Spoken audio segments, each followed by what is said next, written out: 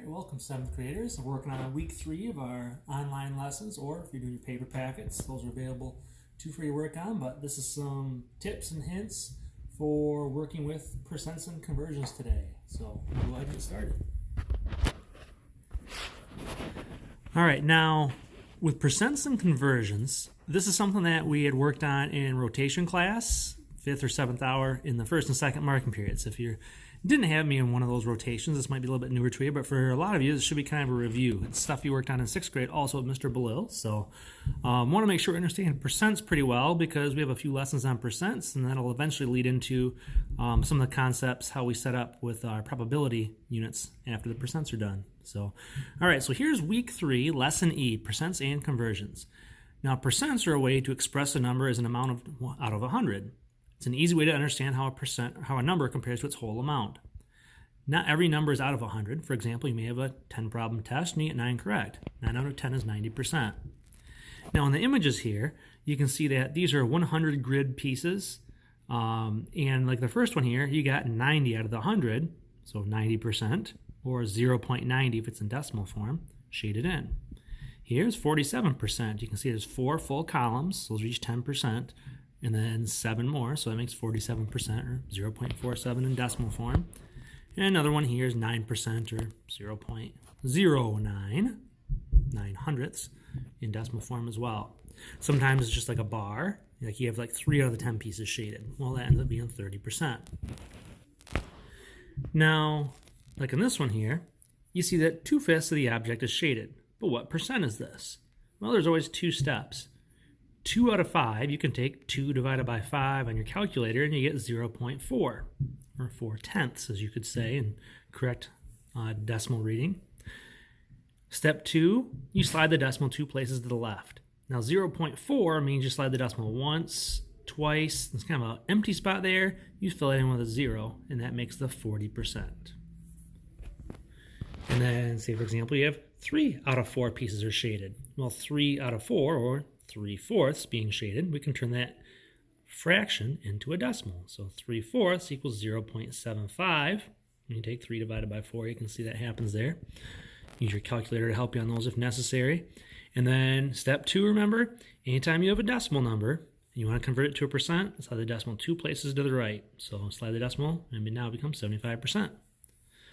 All right, some more examples here. Converting percents can be interchangeable with decimal and fraction versions. So you should be able to bounce back and forth between any of them, whatever we're provided. Now, fractions to decimals. I've already done some of those examples up above. So you take the fraction, take the top number, the numerator, divided by the bottom number, the denominator, and divide it out, you get a decimal number. There you go, you'd be done with it. To take a decimal to a percent, you take that decimal, slide it 2 place values to the right, and there you go. That's some of the problems we did above. Now, to take a percent and make it into a fraction, you can take that percent and put it over 100. For example, 18% is 18 out of 100. Now, you can place the fraction in the lowest terms if necessary. Now, a lot of your IXL ones don't make you do that, but other places someday in the future you may have to. So here I could divide both of them by 2, and I get 18 divided by 2 is 9, and 100 divided by 2 is 50. So 9/50ths would be that one in the lowest terms. If you need to take a percent and make it into a decimal, put a decimal at the end, if there's not a decimal there, and slide it 2 places to the right.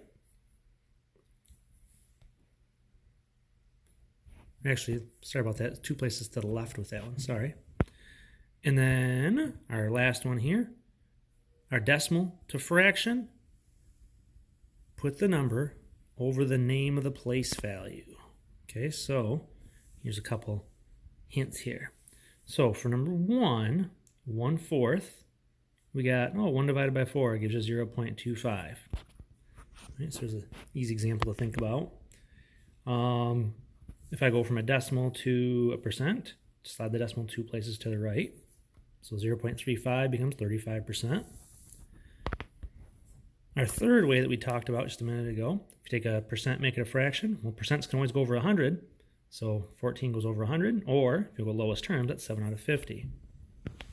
Here's where I made my little error earlier. I need to move to the left. On that fourth one we just talked about, 83%, put a decimal at the end and slide it 2 places to the left. Now it becomes 0.83. So if you're a percent want to change that to a decimal, go 2 places left.